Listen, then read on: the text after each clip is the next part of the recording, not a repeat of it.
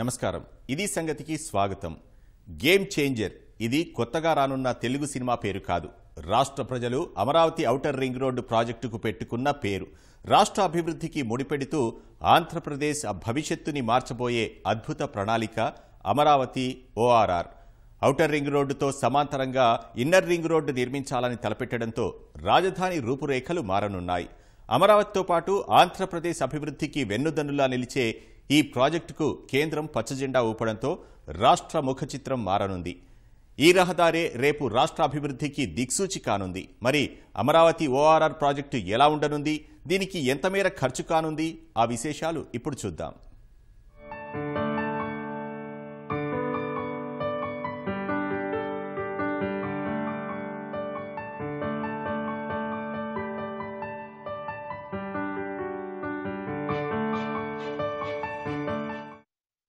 రాష్ట్రంలో 5 ఏళ్లుగా మూలన పడిన ప్రాజెక్టుల్ని తిరిగి పట్టాలెక్కించేందుకు కూటమి ప్రభుత్వం చర్యలు చేపట్టింది. అందులో భాగంగానే అత్యంత ప్రతిష్టాత్మకమైన అమరావతి నిర్మాణానికి ఇప్పటికే అడుగులు పడ్డాయి. జగన్ సర్కార్ చేసిన విధ్వంసాన్ని సరిదిద్ది రాజధాని నిర్మాణం తిరిగి ప్రారంభించే కార్యాచరణ సిద్దమవుతోంది. అదే సమయంలో అమరావతితో పాటు ఆంధ్రప్రదేశ్ అభివృద్ధికి వెన్నుదన్నులా నిలిచే మరో భారీ ప్రాజెక్టుకు కేంద్రం పచ్చజెండా ఊపింది. గతంలోనే ఈ ప్రాజెక్టుకు ఆమోదం ఉన్నా వైకాపా సర్కార్ పక్కన పెట్టింది. ఓఆర్ఆర్ ప్రాజెక్టు సవివర నివేదిక సిద్దమై భూసేకరణకు మార్గం సుగమమైన వేళ ప్రభుత్వం మారటంతో గ్రహణం పట్టింది. కానీ ఇటీవల ముఖ్యమంత్రి చంద్రబాబు కేంద్ర మంత్రులతో భేటీ సందర్భంగా ప్రాజెక్టు అంశం తిరిగి చర్చకు వచ్చింది. వేల కోట్ల రూపాయలు వ్యయమయ్యే ఈ భారీ ప్రాజెక్టుకు పూర్తిగా సహకరిస్తామని కేంద్రం ముందుకు రావటంతో అమరావతి అభివృద్ధిలో కీలక ముందడుగు పడినట్టయింది.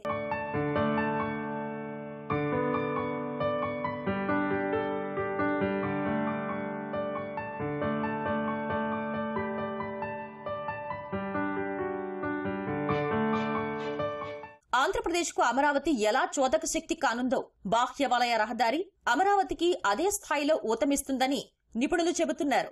189 కిలోమీటర్ల దూరంతో నిర్మాణమయ్యే ఈ ప్రాజెక్టుకు 25,000 కోట్ల రూపాయల వ్యయం భరించేందుకు కేంద్రం ముందుకు వచ్చింది. జాతీయ రహదారి సంస్థ ద్వారా ఈ ఓఆర్ఆర్ ప్రాజెక్టును చేపట్టనున్నారు. 2024-25 కేంద్ర బడ్జెట్లో ఈ ప్రాజెక్టుకు 5 నుంచి 10,000 కోట్ల రూపాయలు కేటాయించే అవకాశాలున్నట్లు అధికార వర్గాల సమాచారం. సాధారణంగా కేంద్ర ప్రాజెక్టులకు భూసేకరణ వ్యయం రాష్ట్ర ప్రభుత్వాలే భరించాల్సుంటుంది. డిపిఆర్ ప్రకారం భూసేకరణ జరపాలంటే 10,000 కోట్ల అవసరం. జగన్ సర్కార్ ఏపీ ఖజానాను గుల్ల చేసి వెళ్లిన తరుణంలో రాష్ట్ర ఆర్థిక పరిస్థితి దారుణంగా ఉంది. ఈ నేపథ్యంలో ప్రస్తుతం భూసేకరణ వ్యయాన్ని భరించే పరిస్థితి రాష్ట్రానికి లేదు. అందుకే ఆ 10,000 కోట్ల ఖర్చు కూడా కేంద్రమే భరించాలని సీఎం చంద్రబాబు కేంద్రానికి విజ్ఞప్తి చేశారు. కేంద్రము సానుకూలంగా స్పందించడం శుభ పరిణామమని నిపుణులు అంటున్నారు. వాస్తవానికి ఓఆర్ఆర్ ప్రాజెక్టు గతంలో తెదేపా ప్రభుత్వ హయాంలో ఉండగా ప్రతిపాదించింది. ఆ సమయంలో 17,000 కోట్లు వ్యయమవుతుందని తేల్చారు. అయితే ఇప్పుడు పెరిగిన ధరల ప్రకారం అంచనా వ్యయం కూడా భారీగా పెరిగి 25,000 కోట్లకు చేరింది. అమరావతి స్వరూపాన్ని మార్చే ఓఆర్ఆర్ ను ఒకసారి పరిశీలిస్తే మొత్తం ఓఆర్ఆర్ 189 కిలోమీటర్లు కాగా ఇందులో తూర్పు భాగంలో 78 కిలోమీటర్లు, పశ్చిమ భాగంలో 111 కిలోమీటర్ల మేర ఉండనుంది. ఈ ప్రాజెక్టు 3 దశల్లో 11 ప్యాకేజీల లెక్కన నిర్మించనున్నారు. మొత్తం 6 లేన్లతో యాక్సెస్ కంట్రోల్ ఎక్స్ప్రెస్ వేగా అభివృద్ధి చేయనున్నారు. ఉమ్మడి కృష్ణా, గుంటూరు జిల్లాల్లో 22 మండలాల పరిధిలోని 87 గ్రామాల మీదుగా ఓఆర్ఆర్ నిర్మించనున్నారు. మొత్తం 9 ఇంటర్చేంజ్లు, కొండ ప్రాంతాల్లో 3 టన్నెల్స్, 14 ఓవర్ బ్రిడ్జ్లు నిర్మించనున్నారు. అటు కృష్ణానది మీద 2 బ్రిడ్జిలతో పాటు 78 అండర్ పాస్లు కూడా రాబోతున్నాయి.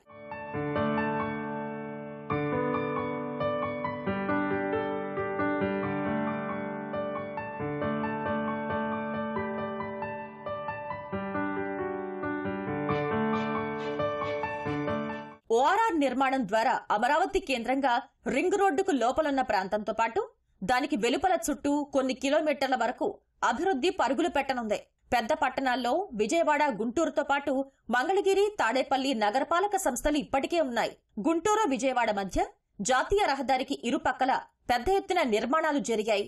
ఓఆర్ఆర్ నిర్మాణం పూర్తయితే రాబోయే కొన్నేళ్లలోనే విజయవాడ, అమరావతి, తాడేపల్లి, మంగళగిరి, గుంటూరు కలిసి మెగా సిటీగా మారుతాయని నిపుణులు చెబుతున్నారు. ఓఆర్ఆర్ వెలుపల సమీపంలో ఉన్న చిన్న చిన్న పట్టణాలు, ముఖ్యమైన పట్టణ కేంద్రాలకు ఈ రోడ్డుతో అనుసంధానం పెరిగితే ఇవన్నీ ప్రత్యేక డెవలప్మెంట్ నోడ్స్ గా అభివృద్ధి చెందుతాయి.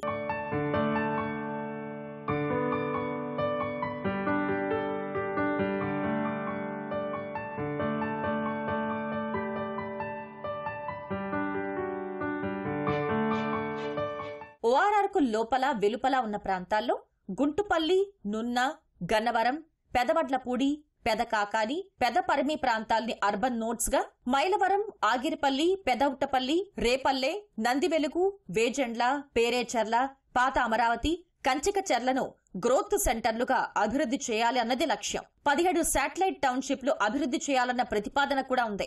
రాజధాని ప్రాంతానికి సమీపంలో వెళ్లే జాతీయ, రాష్ట్ర రహదారుల్ని అనుసంధానిస్తూ ORR నిర్మించడం వల్ల ఆంధ్రప్రదేశ్లోని ఇతర ప్రాంతాలకు, పొరుగు రాష్ట్రాలకు అమరావతితో అనుసంధానం పెరుగుతుంది. తద్వారా రాజధాని అమరావతికి రాకపోకలు సాగించడం సులువు అవుతుంది. ఇప్పుడు అమరావతికి సరైన మార్గం లేదనే అభిప్రాయం ఉంది.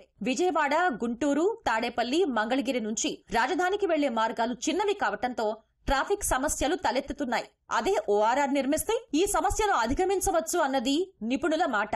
ప్లస్ అదిగాక ఇది మొత్తం కూడా మనకి 150 కిలోమీటర్లు 150 మీటర్లతో విస్తీర్ణంతో 6 లైన్లు వేస్తున్నారు. ప్లస్ ఇది మొత్తం కూడా గవర్నమెంట్ సంబంధం లేకుండా సెంట్రల్ గవర్నమెంట్ ఒక్కటే ఫండింగ్ చేస్తుంది. సో దీనివల్ల మన రాష్ట్ర ఖజానా నుంచి రూపాయి కూడా ఖర్చు పెట్టాల్సిన పని లేకుండా మన ప్రభుత్వ పెద్దలు ఒప్పించినందుకు డెఫినెట్గా వాళ్ళకి కొత్తగా తెలపాల్సిందేనండి. అండ్ దీనివల్ల ఆ చుట్టూ రోడ్డు వల్ల సో ఖచ్చితంగా ఫ్యూచర్లో కమర్షియల్ యాక్టివిటీస్ బాగా పెరుగుతాయి. దానివల్ల గవర్నమెంట్కి చాలా ఆదాయం వచ్చేది. ఇది ఖచ్చితంగా గేమ్ చేంజర్ అని చెప్పుకోవచ్చండి. ఇది ఏదైతే మనకి హైదరాబాద్ చూసుకోండి, హైదరాబాద్లో ఎక్కడ కూడా సీ కోస్ట్ అనేది లేదండి. ఖచ్చితంగా సీ కోస్ట్ అంటే మనకి దగ్గర బాపట్ల బీచ్ ఒకటే హైదరాబాద్కు కూడా. సో మనం ORR వేయటం వల్ల డైరెక్ట్గా వాళ్ళు మన ఇటు రాకుండా ORR నుంచి డైరెక్ట్గా వెళ్ళిపోవచ్చు. ప్లస్ అదిగాక మనకి ఏవైతే ఈ కమర్షియల్ ట్రేడింగ్ ఉందో, షిప్పింగ్ అని ఇవన్నీ కూడా చాలా చాలా సులభతరం అవుతాయండి. ట్రాన్స్పోర్ట్ కూడా చాలా ఈజీగా ఉంటుంది. రాష్ట్రంలోని వివిధ ప్రాంతాల నుంచి రోడ్డు మార్గంలో వచ్చేవారు నేరుగా అమరావతి చేరుకోవచ్చు. అమరావతికి 2 వైపులా మచిలీపట్నం, నిజాంపట్నం పోర్టులు రానున్నాయి. తెలంగాణ, ఛత్తీస్గఢ్ వంటి తీర ప్రాంతం లేని రాష్ట్రాలకు ఈ నౌకాశ్రయాలు దగ్గరవుతాయి.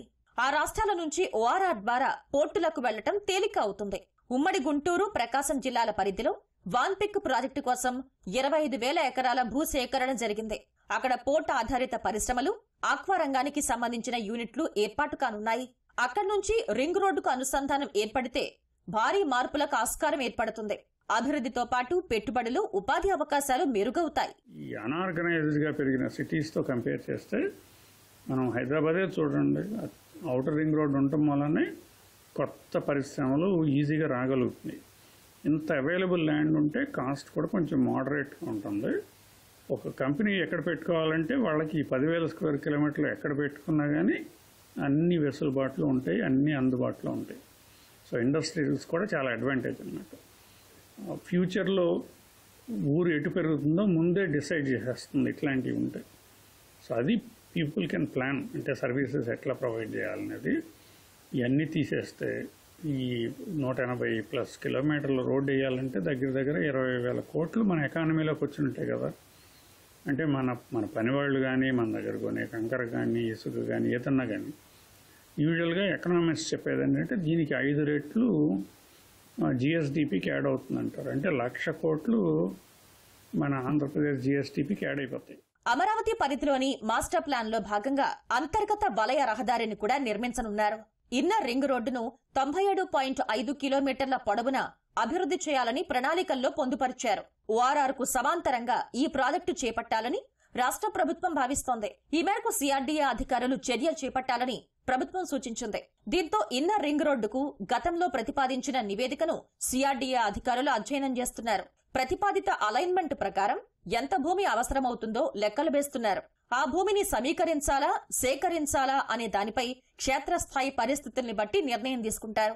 ఔటర్ రింగ్ రోడ్ అమరావతి భవిష్యత్ అవసరాల కోసం ఉపయోగపడితే తక్షణ అవసరాలకు ఇన్నర్ రింగ్ రోడ్ అవసరం అవుతుందని నిపుణులు చెబుతున్నారు. అటు రాజధాని అమరావతిని చెన్నై, కోల్కతా జాతీయ రహదారి NH-16తో అనుసంధానిస్తూ మొత్తం 3 రోడ్లు అభివృద్ధి చేయాలని CRDA యోచిస్తోంది. గతంలో రూపొందించిన రాజధాని ప్రధాన మౌలిక వస్తుల ప్రణాళిక ప్రకారం ఒక్క సీడ్ యాక్సెస్ రోడ్ను మాత్రమే మణిపాల్ ఆసుపత్రి వద్ద జాతీయ రహదారితో కలపాలనుకున్నారు. కానీ ఇప్పుడు E11, E13 రహదారులను కూడా NH16 తో అనుసంధానించనున్నారు.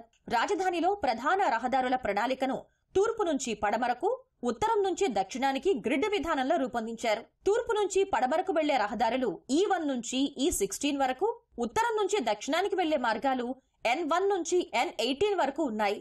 వాటిలో సీడ్ యాక్సెస్ రోడ్డుకు E3 నెంబర్ కేటాయించారు. ఇందులోని 2 రోడ్లను కూడా జాతీయ రహదారితో కలిపి అమరావతికి మరో 2 రాచబాటలను సిద్ధం చేయనున్నారు.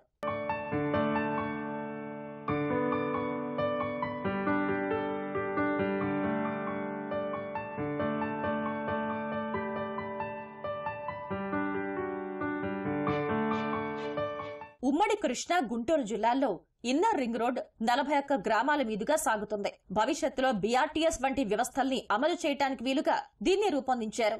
ట్రక్కులు, బస్సులు నిలిపే ప్రాంతాలు, విశ్రాంతి గదులు, ఉద్యానవనాలు, జంక్షన్లు ఏర్పాటు చేయాలని భావించారు.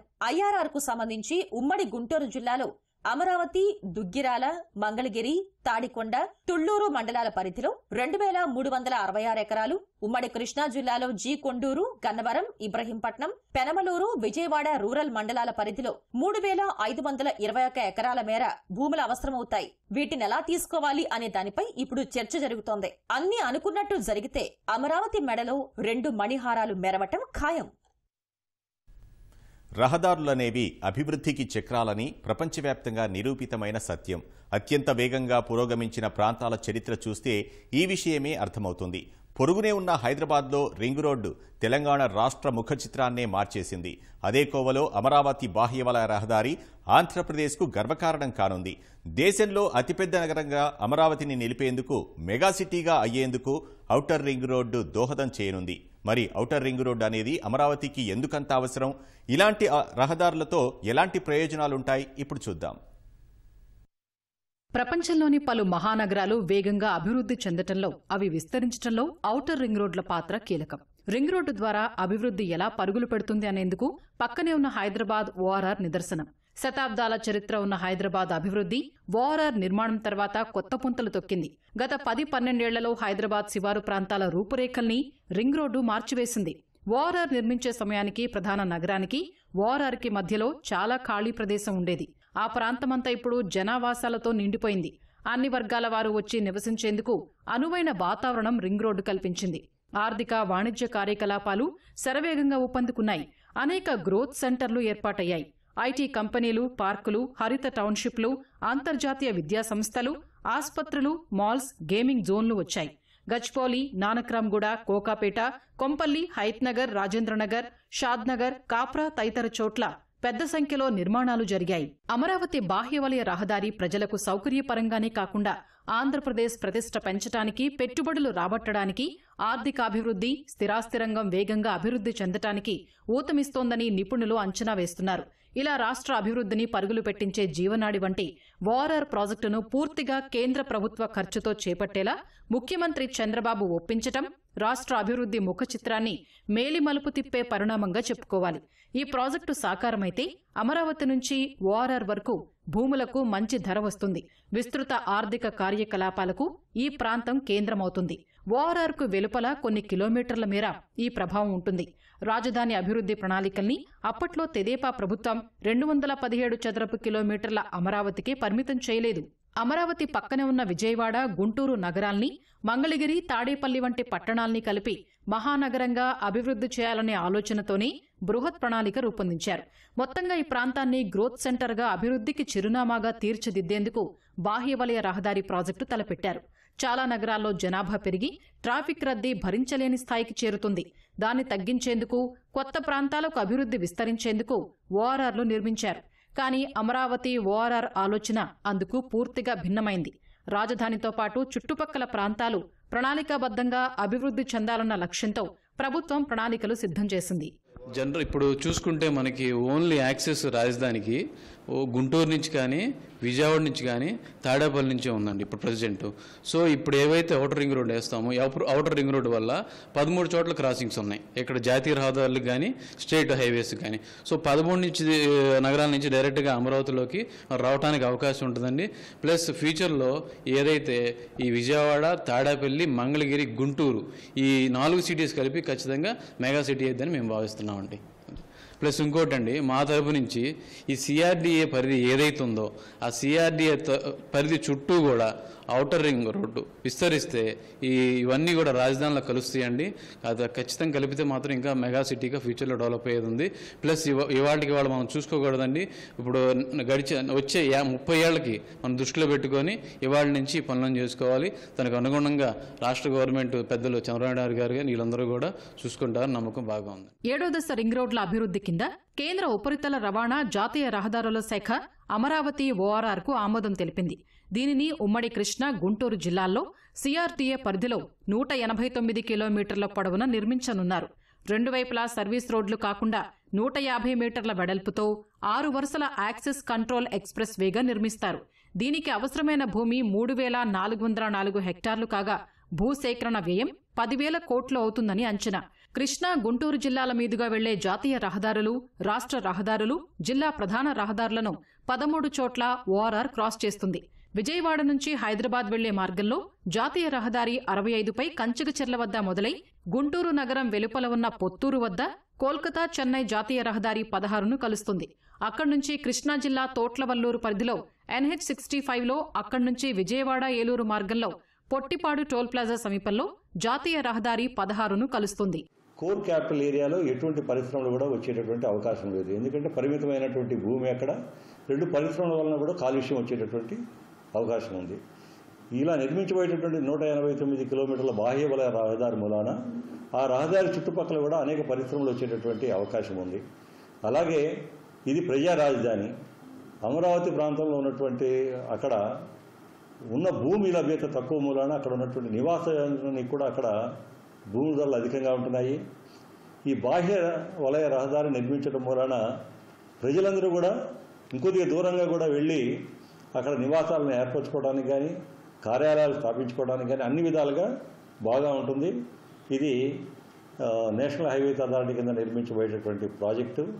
త్వరితగతిన భూసేకరణ చేసి దీన్ని మరింత వ్యయంకి పెంచుకోకుండా దీన్ని ముందుగా వెంటనే పూర్తి చేస్తే బాగుంటుందని చెప్పి ప్రాంత ప్రజలందరూ కూడా కోరుకుంటా ఉన్నారు. ఓఆర్ఆర్లో భాగంగా 2 చోట్ల కృష్ణానదిపై ఐకానిక్ వంతెనలు నిర్మించనున్నారు. నదికి ఎగువన గుంటూరు జిల్లాలోని అమరావతి ఆలయానికి సమీపంలోనూ, దిగువన కృష్ణా జిల్లా తోట్లవల్లూరు వద్ద ఈ వంతెనలు నిర్మించాలన్నది అప్పట్లో ప్రతిపాదన. వాటితో పాటు ఓఆర్ఆర్ మార్గంలో 12 ప్రధాన వంతెనలు, 51 చిన్న వంతెనలు కడతారు. ఉమ్మడి కృష్ణా జిల్లా పరిధిలో కంచికచెర్ల, వీరులపాడు, జీకొండూరు, మైలవరం, ఆగిరిపల్లి, బాపులపాడు, గన్నవరం, ఉంగుటూరు, కంకిపాడు, తోట్లవల్లూరు, ఉమ్మడి గుంటూరు జిల్లా పరిధిలో కొల్లిపొర, పొన్నూరు, తెనాలి, చేబ్రోలు, వట్టిచెరుకూరు, గుంటూరు, మేడికొండూరు, ఎడ్లపాడు, తాడికొండ, పెదకూరపాడు, అమరావతి మండలాల పరిధిలోని 87 గ్రామాల మీదుగా సాగుతుంది. ఓఆర్ఆర్ పరిధిలోని పట్టణాలు, గ్రామాల్లోని జనాభా సుమారు 40 లక్షలు పైగానే ఉంటుంది. నవ్యాంధ్ర నూతన రాజధాని బృహత్ ప్రణాళిక ప్రకారం అమరావతి చుట్టుప్రక్కల మొత్తం 27 టౌన్షిప్లు ఏర్పాటు కానున్నాయి. వీటికి తోడు ఔటర్ రింగ్ రోడ్ను ఆనుకొని మరో 9 టౌన్షిప్లను ప్రతిపాదించారు. ఇవన్నీ అనుసంధానం జరిగితే అభివృద్ధి వేగంగా జరగనుంది. మనకి already Guntur, Vijayawada twin cities కింద ఆల్రెడీ డెవలప్ అవుతున్నాయి. అలాగే అమరావతి కూడా కలుపుకుంటే పెద్ద మెగా సిటీ కింద రావడానికి అవకాశం ఉంది. ఇప్పుడు ఓఆర్ఆర్ వల్ల మనకి వెట్లాండ్స్లో వచ్చేసరికి పచ్చని పంటలు, బ్రహ్మాండమైన వాతావరణం ఉన్నటువంటి ఏరియా మన గుంటూరు, కృష్ణా జిల్లాలు. అలాగే వెట్ ఏరియాస్తో పాటు మనకి గుంటూరు వెస్ట్లోను, కృష్ణా వెస్ట్లో కూడా డ్రై ఏరియాస్ కూడా ఉన్నాయి. ఆ డ్రై ఏరియాస్ చాలా ఏరియాస్లో పొలాల రేట్లు కూడా బాగా తక్కువ అందుబాటు ధరల్లో ఉంటాయి. కాబట్టి ఇండస్ట్రియలిస్టులకు కూడా ఇండస్ట్రీస్ పెట్టడానికి అక్కడ బాగా అవకాశం ఉంటుంది. ఓఆర్ఆర్ వచ్చిన తర్వాత 2005 తర్వాత మాత్రమే హైదరాబాద్ చాలా బాగా డెవలప్ అయింది. మనకు కూడా ఓఆర్ఆర్ ఇప్పుడే రావడం, అది సెంట్రల్ గవర్నమెంట్ ఫండ్స్ అంతా కూడా సెంట్రల్ గవర్నమెంట్ పెట్టుకోవడం, దానివల్ల మనకి ఓఆర్ఆర్ వల్ల మనకి ఎంత ఎక్కువ డెవలప్మెంట్ వస్తుందని మేము ఆశిస్తున్నాం బిల్డర్స్. ఓఆర్ఆర్ ప్రాజెక్టు గతంలో తెదేపా ప్రభుత్వం రూపొందించిన ప్రణాళికల ప్రకారం ముందుకు వెళ్లి ఉంటే ఈ పాటికి దాదాపు పూర్తయ్యేది. కానీ జగన్ సర్కారు రాజధాని అమరావతి నిర్మాణంతో పాటు ఓఆర్ఆర్ ప్రాజెక్టును అటకెక్కించింది. రాజధానికి రింగ్ రోడ్డు వద్దని, దానికి బదులు 78 కిలోమీటర్ల విజయవాడ తూర్పు బైపాస్ రోడ్డు సరిపోతుందని కేంద్రానికి చెప్పింది. రాష్ట్రానికి అమరావతిని ఏకైక రాజధానిగా చేయటం ప్రభుత్వానికి ఇష్టం లేదనుకున్నా ఈ ప్రాంతాన్ని అభివృద్ధి చేయాల్సిందే కదా. మరి అమరావతిని శాసన రాజధానిగా చేస్తామని చెప్పిన ప్రకారమైనా ఈ ప్రాంత అభివృద్ధిని పట్టించుకోవాలి కదా. విజయవాడ, గుంటూరు నగరాలు త్వరలోనే కలిసిపోయే అవకాశం ఉన్నప్పుడు ఓఆర్ఆర్ నిర్మాణం చేపట్టి ఉంటే ఈ ప్రాంత అభివృద్ధికి ఉపయోగపడేది. 189 కిలోమీటర్ల మేర ఔటర్ రింగ్ రోడ్ నిర్మాణానికి కేంద్ర ప్రభుత్వం అంగీకరించాక, డిపిఆర్ సిద్ధమయ్యాక మాకు రింగ్ రోడ్డు వద్దే వద్దు, విజయవాడకు 78 కిలోమీటర్ల బైపాస్ రోడ్డు ఇవ్వండి చాలని అడగటం జగన్ రివర్స్ పాలనకు అద్దం పట్టింది.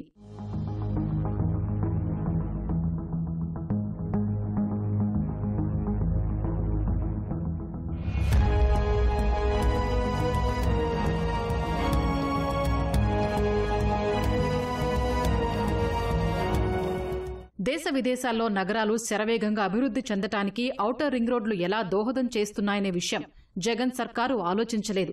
పక్కనే ఉన్న హైదరాబాద్ ఔటర్ రింగ్ రోడ్డు నిర్మించాక అభివృద్ధి శరవేగంగా ఎలా పరుగులు తీసిందో చూడలేకపోయింది. హైదరాబాద్ ఓఆర్ఆర్ చుట్టూ 340 కిలోమీటర్ల పొడవున ప్రాంతీయ రింగ్ రోడ్డుకు తెలంగాణ ప్రభుత్వం ప్రణాళికలు రూపొందిస్తున్నా అమరావతి ఓఆర్ఆర్కి మంగళం పాడాలని వైకాపా ప్రభుత్వం నిర్ణయించటం ఆంధ్రప్రదేశ్ అభివృద్ధిని చేతులారా కాలదన్నినట్లయింది. ఇన్నర్ రింగ్ రోడ్డు విషయంలో కూడా వైకాపా ప్రభుత్వం ఎలాంటి ముందడుగు వేయకపోగా వక్రబుద్ధితో ఆలోచించింది. చంద్రబాబు, నారా లోకేష్, నారాయణపై సిఐడి ద్వారా తప్పుడు కేసులు పెట్టి వేధించింది. అమరావతి పట్ల మొదటి నుంచి వ్యతిరేకతతో ఉన్న జగన్ ఈ ప్రాంత అభివృద్ధిని పూర్తిగా విస్మరించారు. రాజధాని గురించి కాకపోయినా గుంటూరు, విజయవాడ వంటి 2 పెద్ద నగరాలకు రింగ్ రోడ్డు అవసరం ఉందనే విషయాన్ని కూడా పక్కన పెట్టారు. అన్నింటినీ రాజకీయాలకు ముడిపెట్టి చూసి గుంటూరు, కృష్ణా జిల్లాల్లో అభివృద్ధిని అడ్డుకున్నారు. ముఖ్యంగా జగన్మోహన్ రెడ్డి గారి అధికారంలోకి వచ్చినాక అమరావతి రాజధానిని నాశనం చేయాలని ఒక కులం మీదకు పోయి కంకణం కట్టుకొని 3 రాజధానులని ఒక గొడవ, రెండోది ఔటర్ రింగ్ రోడ్ అక్కర్లేదు, ఇన్నర్ రింగ్ రోడ్ అక్కర్లేదు అనేది ఇంకొక గొడవ, డిపిఆర్లను కూడా యాక్సెప్ట్ చేయకుండా కేంద్ర ప్రభుత్వ నిధులు కూడా మాకు అక్కర్లేదని ఈ రాష్ట్రంలో ఆంధ్రప్రదేశ్ రాజధాని అమరావతిగా ఉండదాని సర్వనాశనానికి ప్రధాన కారణం జగన్మోహన్ రెడ్డి గారు.